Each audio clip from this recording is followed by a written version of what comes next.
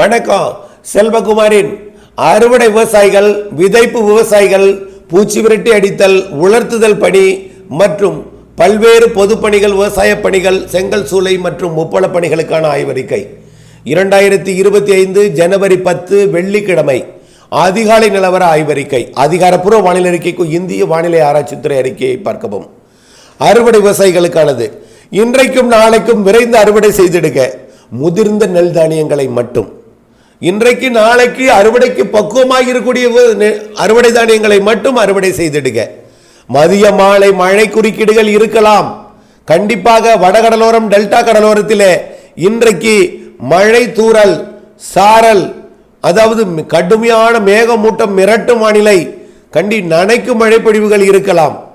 அதே போல நாளையும் தூறல், நனைக்கும் மழைப்பொழிவுகள் இருக்கலாம். ஆனால் அனைவருக்கும் அந்த நனைக்கும் மழைப்பொழிவு கொடுக்காது. இதன் காரணமாக ஞாயிற்றுக்கிழமையிலிருந்து கண்டிப்பாக வரக்கூடிய 12ஆம் தேதியிலிருந்து மழை பொழிவு மிதமானது முதல் கனமழை பொழிவாக எல்லோருக்கும் இருக்கும் என்பதை நினைவில் கொண்டு, போகி பண்டிகை தினத்திலும் மழை பொழிவு உண்டு. இன்றைக்கும் நாளைக்கு மட்டுமே நனைக்கும் மழை, தூறல் மழை, குழப்ப வானிலை, அதுவும் ஆங்காங்கே நனைக்கும் மழை என்பதை நினைவில் கொண்டு அறுவடையை தொடர்ந்து செய்திடுக. இடையிலே நனைத்து விட்டால் நாளை காலை வெயில் அடிக்கும் பொழுது, அதாவது கொஞ்சம் உலர்ந்த பிறகு நாளை மதியம் அறுவடை செய்யலாம். நாளை மதியத்திற்குள், பெரும்பாலும் அறுவடையை மதியத்திற்குள் செய்ய பாருங்கள். இன்றைக்கு மதியம் தூறல் நனைக்கும் மழைகள் வரலாம். நனைத்து விட்டால் மீண்டும் நாளை காலை அறுவடை செய்திட வேண்டும். நாளை மதியமும் தூறல் நனைக்கும் மழைப்பொழிவுகள் வரலாம். ஆனால் ஞாயிற்றுக்கிழமை அது மழையாக மாறி பரவலாகிவிடும் என்பதை நினைவில் கொள்ள வேண்டும். ஆகவே இன்றைக்கு நாளைக்கு அறுவடை செய்திட பாருங்கள். அறுவடை செய்திட்ட தானியங்களை விற்பனைக்கு கொண்டு சென்று வைக்கக்கூடிய இடத்துல தாழ்வான பகுதியா மேடான பகுதியா என்பதை பார்த்து கொட்டி மூடி பாதுகாத்திட வேண்டும். ஆகவே கண்டிப்பாக அறுவடை செய்து பக்குவப்படுத்தி, அதாவது விற்பனைக்கு தயார்படுத்தி வைத்திருக்கக்கூடிய நெல் தானியங்களை மிகவும் மூடி பாதுகாத்திட வேண்டும். மழைப்பொழிவுகள் கண்டிப்பாக உண்டு. ஞாயிறு, திங்கள், ஞாயிறு 12ஆம் தேதி ஜனவரி, போகி பண்டிகை தினமாம் 13ஆம் தேதி திங்கட்கிழமை 2 நாளும் முதல் காற்று சுழற்சி காரணமாகவும், பொங்கல் தினமாம் ஜனவரி 14, மாட்டு பொங்கல் தினமாம் ஜனவரி 15, காணும் பொங்கல் தினமாம் ஜனவரி 16, இந்த நாட்களிலும் மழை உண்டு. கண்டிப்பாக காணும் பொங்கல் தினம், மாட்டு பொங்கல் தினத்தில் தென் மாவட்டங்களுக்கு இருக்கும். பொங்கல் தினத்திலே அனைத்து மாவட்டங்களுக்கும் மழை இருக்கும். ஆக மழை பொழிவுகள் அறுவடைக்கு இடையூறும் குழப்பமும் விளைவிக்கும் மழையாக பொங்கல், மாட்டு பொங்கல் தினத்தில் இருந்தாலும் சில இடங்களிலே கனமழை பொழிவும் காத்திருக்கிறது.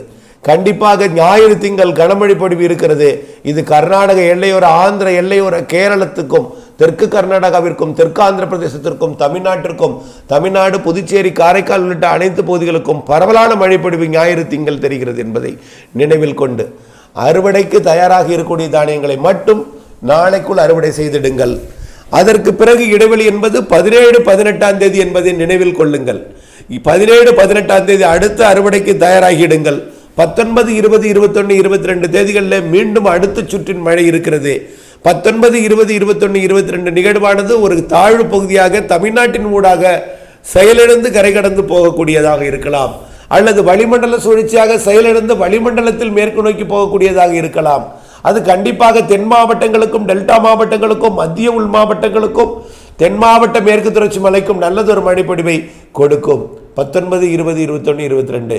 ஆகவே 12 to 16 வரை கொடுக்கக்கூடிய மழை 12, 13 கனமழை பொழிவை கொடுக்கும். 14, 15, 16 ஆங்காங்கே கொடுக்கும். தென் மாவட்டங்களுக்கு உறுதியாக உண்டு.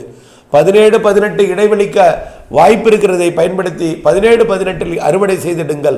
19 to 22 வரை மீண்டும் மழைப்பொழிவு. ஆனால் அந்த மழைப்பொழிவு ஆந்திர எல்லையோரத்திற்கு எட்டுமா என்பது கொஞ்சம் கேள்விக்குறி இருக்கு. அடுத்த நிகழ்வு. ஆனால் இந்த நிகழ்வு தெற்கு ஆந்திரா, தெற்கு கர்நாடகா வரைக்கும் மழைப்பொழிவை கொடுக்கும். அடுத்த நிகழ்வு 19 நிகழ்வும் எட்டி பிடித்து கொடுப்பதற்கு வாய்ப்பு இருக்கிறது. ஆனால் அது வாய்ப்பாக எடுத்துக்கொள்ளுங்கள்.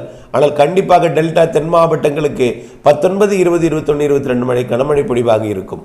அதற்கு பிறகு 23 to 26ஆம் தேதி வரை மீண்டும் ஒரு 3 நாள் இடைவெளி கொடுக்கும். அந்த இடைவெளியை பயன்படுத்தி அறுவடை செய்யலாம். மீண்டும் மாத இறுதியில் அடுத்த நிகழ்வு வந்து மழைப்பொழிவை கொடுக்கும்.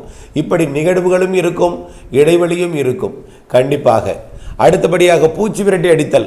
பூச்சி விரட்டி அடித்தல் இன்றைக்கு உகந்த நேரம்தான், நாள் தான். ஆனால் மதியம் மழை குறுக்கீடுகள் இருக்கும். ஆகவே அத்தியாவசியம் இருந்தால் மட்டும் இன்றைக்கு பூச்சி விரட்டி நாளைக்கு பூச்சி விரட்டி அடிங்க. இல்லை என்றால் கொஞ்சம் மழை குறுக்கீடுகள் தூறல் மழை பொழிவுகள் இருக்கலாம் என்பதை நினைவில் கொண்டு நஷ்டம் ஏற்பட்டாலும் பரவாயில்லை என்றால் அடிக்கலாம். அப்படித்தான் நான் சொல்ல முடியும். அடுத்தபடியாக உலர்த்துதலுக்கு ஏற்ற நேரம் இன்றைக்கு முற்பகலும் நாளை முற்பகலும் தான். அதுவும் சொல்லப்போனால் காலை தான். காலை 8 மணிலிருந்து 12 மணி வரைக்கும் தான். அதற்கு பிறகு மதியம் கடுமேகம் சூழ்ந்துடும், கருமேகம் சூடும். ஆனால் கருமேகம் சூழ்ந்தாலும் இடையிடையே வெயிலும் வரும், மிரட்டும் மானம் மேகமூட்டத்துடன், அதாவது மிரட்டு மேகமும் வரும், இடையிடையே வெயிலும் வரும். நேற்றைக்கு எப்படி இருந்ததோ அதே போல் இருக்கும். நேற்றை விட இன்னைக்கு கொஞ்சம் கூடுதல் மேகமூட்டங்கள் இருக்கலாம். ஆக உலர்த்துதல் என்பது எச்சரிக்கையுடன் இன்றைக்கும் நாளைக்கும் உலர்த்த வேண்டும். ஞாயிறு திங்கள் உலர்த்துவதற்கு வாய்ப்பில்லை. அதே போல் பொங்கல், மாட்டுப்பொங்கல், காணும் பொங்கல் தினத்திலும் உலர்த்துவதற்கு வாய்ப்பில்லை. ஆகவே முதிர்ந்த நெல் தானியங்களை மட்டும் அறுவடை செய்யுங்கள். உலர்த்தி விடலாம் என்று பச்சையாக அறுவடை செய்து விடாதீர்கள். உலர்த்துவதற்கு ஏற்ற சூழல் கிடைக்காது என்பதையும் நீங்கள் புரிந்து கொள்ள வேண்டும். அடுத்தபடியாக 17, 18 அறுவடைக்கு இடைவெளி இருக்கும். இடைவெளியை பயன்படுத்திட தயாராக இருந்திடுங்கள். அடுத்தபடியாக உப்பள பணிகள், செங்கல் சூளை பணிகள், உப்பு பார்த்தியை நீங்கள் சீர் செய்ய வேண்டுமென்றால் இந்த மாத இறுதியிலிருந்து நீங்கள் பணியை தொடங்கள். பிப்ரவரியில் தொடங்குங்கள். ஆனால் இடையில மழைப்பொழிவுகள், கண்டிப்பாக கனமழை பொழிவுகள் வரக்கூடிய ஞாயிறு திங்களெல்லாம் இருக்கிறது. மேலும் பல நிகழ்வுகள் பொங்கலுக்கு பிறகு கூட நிகழ்வுகள், அதாவது 19, 20, 21, 22 நிகழ்வு கூட வலிமையாக தெரிகிறது. இவையெல்லாம் நினைவில் கொண்டு நீங்கள் சீர் செய்யும் பொழுது ஒட்டுமொத்தம் தொடர்ச்சியாக அந்த உப்பு உற்பத்தியை செய்யும் அளவிற்கு அது சாதக அமைப்பாக வானிலை அமைந்தால் உங்களுக்கு சாதக அமைப்பாக, அதாவது நஷ்டம் ஏற்படுத்தாத வகையில் இருக்கும் என்பது நினைவில் கொண்டு நீங்கள் அதாவது மாத இறுதிக்கு பிறகு உப்பு உற்பத்தி செய்வதற்கு உங்கள் பாத்திகளை சீர் செய்யலாம். ஆனால் கோடை மழை இருக்கிறது என்பதை நினைவில் கொண்டு தான் நீங்கள் உப்பு உற்பத்திக்கு இறங்கிட வேண்டும். கோடையில் ஏப்ரல் மேல கண்டிப்பாக மழை இருக்கிறது. 2 நிகழ்வு இருக்கிறது. ஏப்ரல் ஒரு நிகழ்வு, மே ஒரு நிகழ்வு. 2 நிகழ்வுகள் நிறைய மழைப்பொழிவு தருவதற்கு சாதகம் இருக்குது. ஆனால் அந்த நேரத்தில் மீண்டும் உங்கள் பாத்திக்கு, உங்கள் உப்பு உற்பத்தி செய்யக்கூடிய அந்த உப்பு பாத்திகளுக்கு மீண்டும் மழைப்பொழிவினால் பாதிப்பு ஏற்படலாம் என்பதை நினைவில் கொள்ள வேண்டும். ஆனால் அதே நேரத்தில் மழை இருக்கிறது என்று நம்பி உப்பு உற்பத்தி செய்யாமலும் இருக்க முடியாது. வாய்ப்புகளை பயன்படுத்தி உப்பு உற்பத்தி செய்யும் அளவிற்கு நீங்கள் தயார்படுத்தி கொள்ளலாம். ஆனால் இடையூறு கொடுக்கும் மழை, கோடை மழையெல்லாம் இருக்கிறது. தென்மேற்கு பருவமழை காலத்திலும் வெப்பசலன இடிமழை பொழிவு மற்றும் தென்மேற்கு பருவமழை காற்று சுழற்சி மழை பொழிவெல்லாம் தென்மேற்கு பருவமழை காலத்திலும் இருக்கிறது என்பதை நீங்கள் புரிந்து கொள்ள வேண்டும். ஆனால் இந்த ஆண்டு 2025 கொஞ்சம் மழை கொஞ்சம் கூடுதலாகத்தான் இருக்கும். திடீர் மழைப்பொழிவுகள்லாம் நிறைய இருக்கும். மழை இல்லாதது போல் இருக்கும், திடீர் மழைப்பொழிவுகள் கொடுக்கும்.